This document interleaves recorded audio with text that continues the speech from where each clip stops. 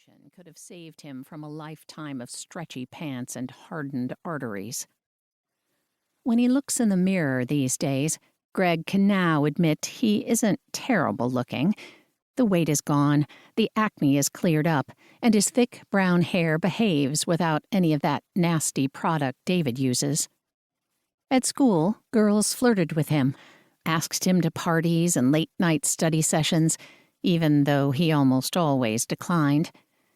But the truth is, he is just as self-conscious now as he was when he was fat. The few times he accepted invitations to frat houses or dorm rooms, he couldn't do much more than choke down stale beer, laugh nervously, and spout off unasked-for facts about how many inches bamboo can grow in a day, 35, and how many pencils could be created from the wood of an average-sized tree, about 170,000. In those moments of attempted socialization, Greg always felt like he was flubbing the lines of a character he didn't understand in a play he'd never pay to see, let alone one he would expect other people to suffer through. The pavement and the forest unspool before him, unchanging, while the Cranberries play on the mixed tape. Rod Serling really would love this. And here we see our queer 19-year-old as he drives toward the town he left behind, driving closer, but getting, somehow, further and further away. He's got to get off this damn road. His first stop in Dalton is Trudy Haskell's house. He pulls into the driveway, tooting his horn several times just to get her agitated. Not that that's difficult.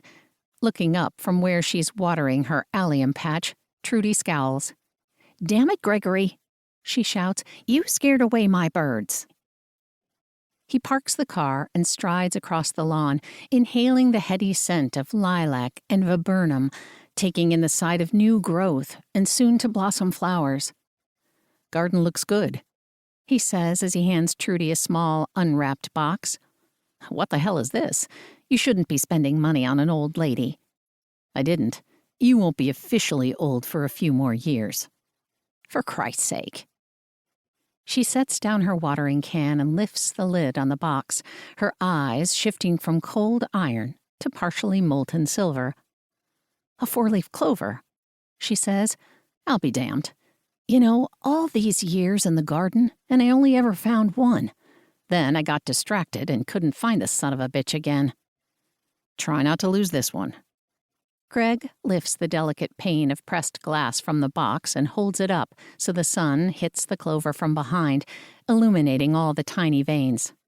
"I spent hours lying on the quad with a magnifying glass, looking for this guy." "Did you really?" "God, no. Found it by accident, outside my dorm.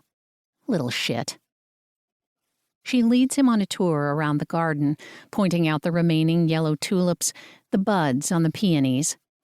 "Getting pretty overrun here," says Greg, crouching down to rip a handful of weeds from the ground. "You'll have your work cut out for you this season. Hope you're up for it." Greg's stomach clenches. Throughout high school, most of his free hours in the growing seasons were spent here in this garden with Trudy, following her direction on how to divide bulbs, mix soil, tell the difference between foxglove and delphinium.